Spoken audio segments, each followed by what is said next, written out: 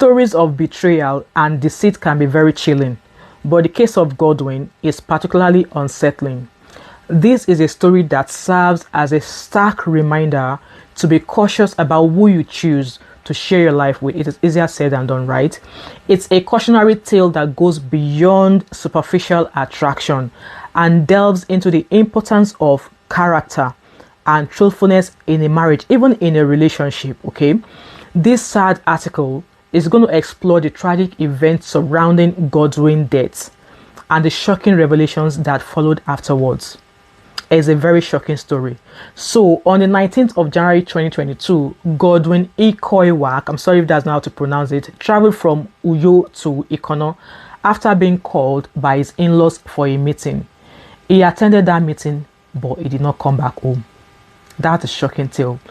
Hello everybody, welcome back again to my channel. My name is Wemimo and I'm also known as That Mom of 5 and also known as TMO5 Candle Co. If you are new to my channel, welcome, and if you're a returning subscriber, thank you so much for always coming back. So, Godwin Ikoiwak was a highly promising and talented prosecuting counsel at the Ministry of Justice in Akwa Ibom State. He was married to Abasia Banga, who is also a lawyer and an employee of the Court of Appeal in Calabar. They got married in 2017 and they both had 2 children together. However, problems began when Godwin grew suspicious of Abasia Banga's, also known as Mary. Godwin started to doubt her loyalty and opted to conduct his own investigations. What Godwin uncovered was nothing short of shocking. That's what Yorubas will say. Godwin found out that Mary was allegedly involved in an affair with her previous employer. Most astonishing was the revelation that as a teenager, his wife Mary had lived with a reverend father called Maurice Mbeke. Godwin learned that Father Mbeke had allegedly fathered a child with Mary during that time. Chai! Are fathers allowed to do keriwa? Is that allowed? Guys, please let me know in the comment section. I thought if you are a father, you are not allowed to be somebody dating anybody. Anyway, she subsequently gave birth to a son. Allegedly, the child is named after Father Mbeke's maternal grandfather. Upon their marriage, Mary and her family colluded to mislead Godwin into believing that their aforementioned son with the father was her younger brother. The boy moved in with Mary and Godwin after their wedding, and unbeknownst to Godwin, he was raising a child resulting from an illicit relationship with Father Mbeke, or Father Mbeke, I think it is, a priest. At the time of their marriage, the boy was 14 years old. Additionally, as per Godwin's friend, whenever Mary, Godwin's wife, claimed she was pregnant, Godwin would not see Mary until after the delivery of that baby, at which point she will present the child and state, "This is your child, oh Godwin." How strange is that? These revelations, along with possibly others, compelled Godwin to confront his wife Mary with the accusations, and Godwin requested a paternity DNA test of their 2 children. You would imagine that is what any man would do, right? To be sure. Godwin also informed Mary's family, his in-laws, about the situation that was on ground. It is perplexing why he would do this, considering it was the same in-laws that concealed the fact that his wife Mary had a child prior to their marriage and deceived him into believing that the boy was Mary's brother. I don't know why he trusted his family, his wife's family, that much. Anyway, on the 19th of January, after attending a case at the Federal High Court in Uyo, Godwin drove to Ikono. His in-laws had summoned him for a meeting to address his concerns after reaching out to them to let them know what was going on, okay? Godwin attended and was never seen again after attending that meeting, which meant his in-laws were the set of people who last saw him alive. I'm sure you will agree with me. Have you guys heard this story? Let me know in the comment section. So his wife Mary contacted his family to notify them that their son Godwin had passed away due to complications from asthma, and that he had driven himself to the hospital where he ultimately died. A death certificate corroborating this was also issued, and that was where some of the key legs in this case, okay? Godwin was laid to rest in February of 2022. Nevertheless, his family harbored a suspicion of foul play and began to investigate what led to Godwin's death. Law enforcement became involved. The Department of Social Services were also engaged. Okay, his body was exhumed, arrests were made, and the findings were astonishing. Very, very astonishing. Initially, upon examining Godwin's body, a significant laceration was found beneath his left eye. Bruises were present on his body, and there were indications on his wrists and ankles, implying that he had been restrained. This was somebody who went to visit his in-laws for a meeting. Shocking, right? An autopsy was performed, revealing that he did not succumb to asthma. Instead, Godwin had been poisoned with a substance known as Otapia, and also people call it sniper. It appeared that Godwin had been bound, assaulted, and compelled to consume the Otapia, while others observed him endure a slow and agonizing demise. The family of late Godwin Ikoiwak, a lawyer and principal state counsel with the Akwa Ibom State Ministry of Justice, has called for the Inspector General of Police to look into the circumstances that led to his death.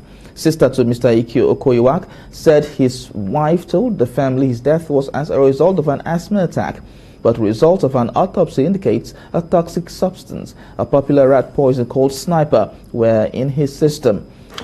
During this event, his wife Mary was in Calabar, reportedly engaged in phone conversations with her sister, mother, and brother, who were present in the house when Godwin arrived for that meeting they asked him to come attend. It was his mother-in-law, sister-in-law, brother-in-law, and others who perpetrated the heinous act that led to Godwin's death, allegedly. All the persons who were last seen with the deceased still walk freely, enjoying God's free air, while they believe that they have the right to freely take the life of another so brutally.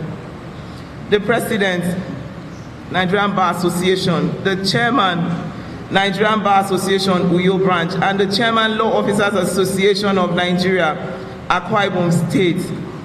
Sirs, injury to one is injury to all. After his wife Mary confirmed Godwin's death, she reached out to Reverend Father Maurice Mbeke, the priest. Indeed, the very same individual who allegedly fathered a child with Mary before she married Godwin. Investigations subsequently uncovered that she and Father Mbeke had engaged in numerous phone calls on the 19th, the day Godwin was scheduled to visit his in-laws. Something sounds fishy here. Really, really fishy, right? I am not very dark man, but Father Mbeke then contacted Reverend Father Gabriel Eong, the administrator of St. Luke's Hospital, to facilitate the creation of a fraudulent death certificate. Father Eong instructed Dr. Imo Johnson to draft the death certificate, firstly stating that he had treated Godwin for asthma complications, but that he had unfortunately not survived. So they asked him questions, or they asked this doctor questions. They asked him, but he couldn't answer them. Subsequently, Godwin's in-laws delivered his body to St. Luke's Hospital. It was at that point that his wife made a call to Godwin's relatives. This is a very, very sad and harrowing story, and that of betrayal from someone who should love and care for you, right? Is that not what marriage is meant to be? Is that not a part of what marriage is meant to be? Last month, the court issued sentences for all individuals implicated in the death of Godwin Ikoiwak. I can't pronounce that name well, please pardon me. The sentencing is actually concerning, particularly as we are aware of the type of legal repercussions prescribed for such offenses via Google, or if you carry out your own research. I'm not a lawyer, but when I saw the sentencing, I was shocked to my bones. So the wife, Mary, was guilty of accessory to murder, and she got 2 years imprisonment. Guys, it's crazy. The mother-in-law, guilty of murder, was sentenced to 10 years imprisonment. The sister-in-law of Mary, also guilty of murder, was jailed for 10 years as well. Dr. Imo Johnson, guilty of falsifying records as accessory, he was jailed for 2 years. I'm shocked, guys. Let me know what you think in the comment section. Father Gabriel Eong was found guilty of falsifying records as accessory, and he was sentenced to 4 years imprisonment. The thing is this: the judge observed that the leniency of the sentences was affected by the defendants being first-time offenders, but those sentencing is not what they should get. Anyway, the advanced age of the mother-in-law and the presence of a young baby for the sister-in-law was what the judge obviously considered, hence why the sentencing that the judge gave them. Interestingly, Father Maurice Mbeke faced no charges whatsoever. Shocking. Absolutely shocking. That's how I felt. That was how I felt when I was reading the story. Fortunately, the state has announced its intention to appeal, which I would say is the appropriate course of action. Frankly, I find it difficult to articulate my feelings regarding these sentences, guys. I need to be honest with you. An appeal is indeed the correct move, and I want to remain hopeful that the justice system will look into the sentencing, especially that of the wife, because it's been over 2 years now. The wife is actually walking free now. Due to her actions, attitude, like he was her husband, if nothing else. What happened to the love? What happened to the affection? I would appreciate hearing your opinions on this matter. Please, guys, kindly leave your thoughts and opinions in the comment section. I was like I said, I'm not able to articulate my feelings in this story, okay? Questions, and this is me thinking out loud, okay? How many men do you believe have met their fates or their demise in such a manner, while the women involved have evaded, consequences of their actions? How many? A few? Some?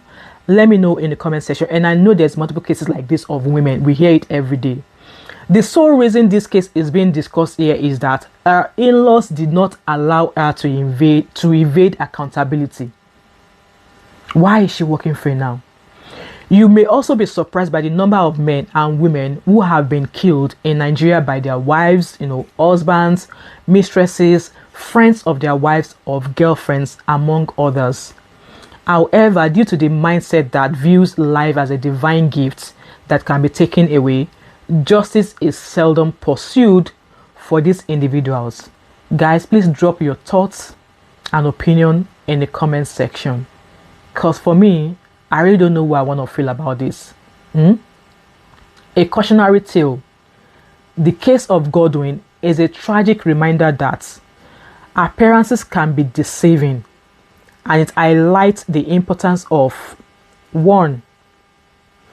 Character over beauty.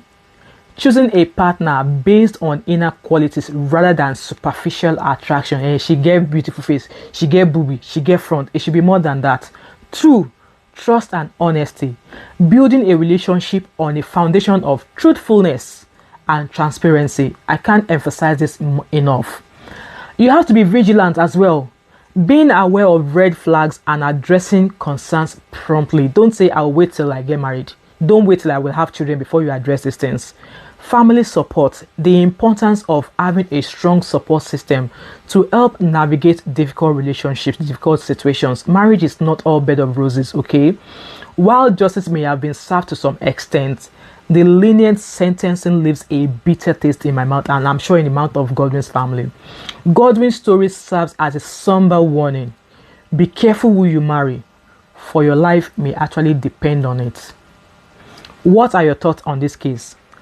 Guys, share your opinions and concerns in the comments section as always. Please, because for me, I really don't know what to say.